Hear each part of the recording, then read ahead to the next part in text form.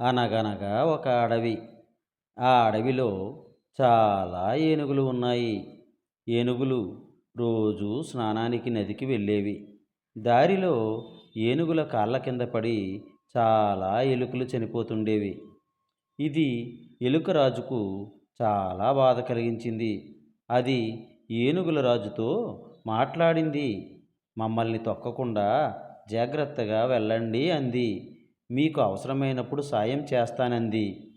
ఒకరోజు ఏనుగులు నదికి స్నానానికి వెళ్తున్నాయి. అనుకోకుండా అవి వలలో చిక్కుకున్నాయి. ఏనుగుల రాజు సహాయం కోసం పెద్దగా అరిచింది. ఎలుకరాజు వచ్చి చూసింది. ఎలుకరాజు తన పరివారాన్ని పిలుచుకువచ్చింది. ఎలుకలన్నీ కలిసి వలను కొరికేశాయి. ఏనుగుల రాజు ఎలుకలకు ధన్యవాదాలు చెప్పింది.